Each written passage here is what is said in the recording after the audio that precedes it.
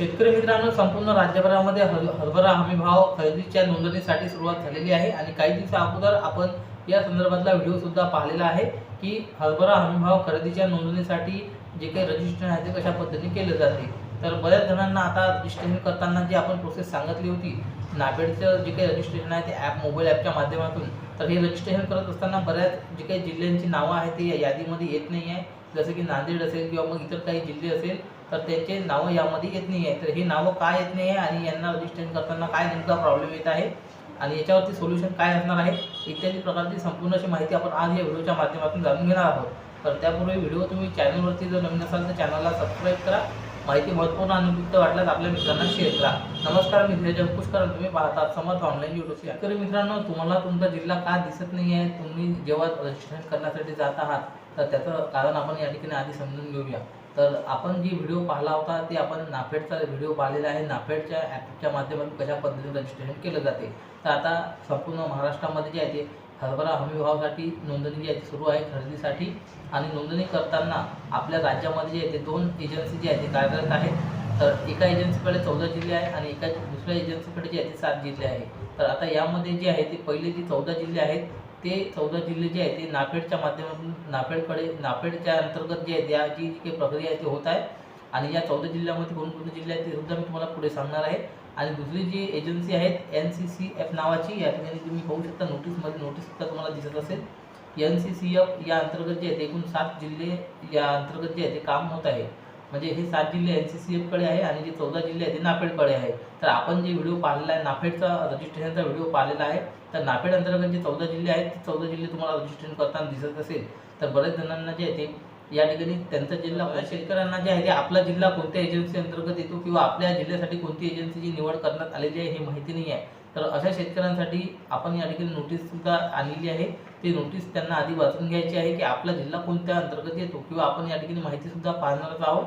तर तुम्ही नोटीस सुद्धा पाहू शकता, तुम्हाला आपल्या ग्रुपवरती नोटीस मिळून जाईल किंवा तुम्ही व्हिडिओमध्ये सुद्धा साईडला पाहू शकता। मी तुम्हाला तसं वाचून सुद्धा दाखवतो। तर कोणते जिल्हे कोणते अंतर्गत येतात, तर यामध्ये जे नाफेड जे आहे, नाफेड एजन्सी आहे, तर नाफेडमध्ये कोणकोणते जिल्हे येतात ते सांगतो आणि त्यानंतर तुम्हाला जे काही NCCFची आहे ते सुद्धा सांगतो। तर नाफेडवाल्यांना जे आहे ते ई समृद्धी पोर्टलवर जे रजिस्ट्रेशन करायचं आहे आणि जे आहे ते NCCF अंतर्गत जे जिल्हे येतात त्यांना जे आहे ते दुसरं एक ॲप आहे, त्या ॲप अंतर्गत त्यांना जे रजिस्ट्रेशन करायचं आहे त्या ॲपचं नाव सुद्धा सांगतो। तर ई किसान समयुक्ती नावाचा ॲप आहे प्ले स्टोअरला, ते प्ले स्टोअरवरून तुम्हाला ॲप डाउनलोड करून जे आहे ते तुम्हाला त्या ठिकाणी रजिस्ट्रेशन करायचं आहे। रजिस्ट्रेशन करण्याची प्रोसेस दोन्ही ठिकाणी सेमच आहे, फक्त ॲप बदललेले आहे, बाकी प्रोसिजर सेम आहे। तर त्यामुळे तुम्हाला रजिस्ट्रेशन करण्याच्या अगोदर आपल्या जिल्ह्यासाठी कोणत्या या ठिकाणी एजन्सीची नियुक्ती करण्यात आलेली आहे हे सुद्धा माहिती असणं गरजेचं आहे, जर तुम्ही स्वतः घर बसल्या रजिस्ट्रेशन करत असाल तर। जर तुम्हाला इथे स्वतः रजिस्ट्रेशन करायचं नसेल तर दुसरा सुद्धा एक पर्याय आहे, यावरती तुम्ही जवळचं जे काही केंद्र आहे, खरेदी केंद्र जे आहे त्या खरेदी केंद्रावरती भेट देऊन स्वतः आपली नोंदणी डॉक्युमेंट घेऊन जाऊन सुद्धा नोंदणी ऑफलाईन पद्धतीने करून घेऊ शकता। स्पष्ट सांगितलं आहे की 1 मार्च ते 31 मार्चपर्यंत जे आहे ते ही नोंदणी सुरू राहणार आहे आणि या नोटीसमध्ये सांगितलं आहे की कोणत्या जिल्ह्यासाठी कोणती एजन्सी कार्यरत आहे ती सुद्धा तुम्ही पाहू शकता। आता यामध्ये तुम्हाला जे आहे ते नाफेड अंतर्गत कोणकोणत्या जिल्ह्यांचा समावेश होतो ते आपण आधी पाहूया। तर यामध्ये अकोला, अमरावती, बीड, लातूर, परभणी, पुणे, यवतमाळ, जालना, धाराशिव, वर्धा, वाशिम, बुलढाणा, धुळे, सातारा, नागपूर, सांगली, नंदुरबार व जळगाव अशा एकूण 18 जिल्ह्यांचा समावेश जे आहे ते इथे नाफेड अंतर्गत होतो। तुम्ही जर या जिल्ह्यामधून असाल आणि तुम्हाला स्वतः नोंदणी करायची असेल तर तुम्हाला मग ई समृद्धी नावाचे ॲप आहे, त्या ॲपवरून तुम्हाला रजिस्ट्रेशन करायचं आहे, ज्याचा व्हिडिओ आपण ऑलरेडी बनवलेला आहे। आता या जिल्ह्याच्या व्यतिरिक्त जे शेतकरी असतील 7 जिल्ह्यामधून जर तुम्ही असाल तर तुमच्यासाठी NCCF नावाची एजन्सीची नियुक्ती करण्यात आलेली आहे। तर हे 7 जिल्हे कोणते ते सुद्धा सांगतो। तर यामध्ये अहिल्यानगर, चंद्रपूर, सोलापूर, नांदेड, हिंगोली, छत्रपती संभाजीनगर आणि नाशिक अशा पद्धतीचे एकूण 7 जिल्ह्यांचा समावेश जे आहे ते NCCF अंतर्गत आहे आणि या जिल्ह्यासाठी NCCF नावाची एजन्सी कार्यरत आहे।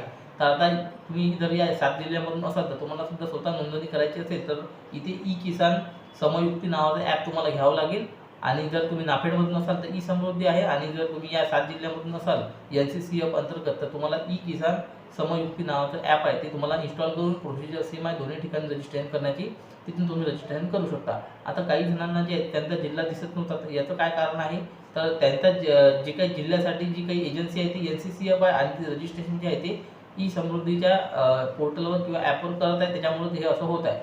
जर तुमच्या जिल्ह्यामध्ये जर या ठिकाणी नाफेड कार्यरत असेल आणि तुम्ही जर NCCF ॲपच्या माध्यमातून ई किसान समयुक्तीच्या ठिकाणी जर तुम्ही रजिस्ट्रेशन करत असाल तर त्या ठिकाणी तुमचा जिल्हा दिसणार नाही. त्यामुळे तुम्हाला आधी तुमचा जिल्हा तुमच्या जिल्ह्यासाठी कोणती एजन्सी कार्यरत आहे हे तुम्हाला आधी माहिती करून घ्यावं लागेल आणि त्यानुसार मग तुम्हाला रजिस्ट्रेशन करावं लागेल किंवा तुम्ही जवळच्या केंद्रावरती जाऊन सुद्धा रजिस्ट्रेशन करू शकता. तर आता यामध्ये नाफेड तुमचा जिल्हा जर नाफेड तुमच्या जिल्ह्यामध्ये नाफेड एजन्सी कार्यरत असेल तर तुम्हाला ई समृद्धी पोर्टल रजिस्ट्रेशन करायचं आहे. प्रोसिजर सेम आहे. आणि जर तुमच्या जिल्ह्यामध्ये NCCF नावाची एजन्सी कार्यरत असेल तर मग तुम्हाला या ठिकाणी ई किसान समयुक्ती नावाचं जे काही ॲप आहे प्ले स्टोअरवरती ते डाउनलोड करून तुम्हाला जे आहे ते तिथून तुम्हाला रजिस्ट्रेशन करावं लागणार आहे. तर अशा पद्धतीने मित्रांनो महत्त्वाचा असा जी काही माहिती होती. बऱ्याच शेतकऱ्यांना हे प्रॉब्लेम येत होता किंवा तुम्ही ऑफलाईन पद्धतीने सुद्धा जवळच्या केंद्रावरती जाऊन तुम्हाला जर या ठिकाणी माहिती किंवा रजिस्ट्रेशन करताना प्रॉब्लेम येत असेल, अडचण येत असेल किंवा काही माहिती समजत नसेल तर तुम्ही ऑफलाईन पद्धतीने जवळच्या केंद्रावरती जाऊन सुद्धा नोंदणी करून घेऊ शकता. अशा पद्धतीची मित्रांनो महत्त्वपूर्ण माहिती होती. जी काही हरभरा हमीभाव खरेदीची नोंदणी सुरू आहे सध्या राज्यभरामध्ये, त्याच्या संदर्भात जे कोणी आपले ओळखीचे शेतकरी मित्र असतील ज्यांना प्रॉब्लेम येत होता त्यांच्यामध्ये ही माहिती जास्तीत जास्त शेअर करा आणि अशाच महत्त्वपूर्ण शेतीविषयक माहिती व नवीन अपडेट जाणून घेण्यासाठी आज आमच्या चॅनलला सबस्क्राईब करा. धन्यवाद. जय हिंद, जय महाराष्ट्र. पुन्हा भेटू अशाच महत्त्वपूर्ण व्हिडिओमध्ये. धन्यवाद.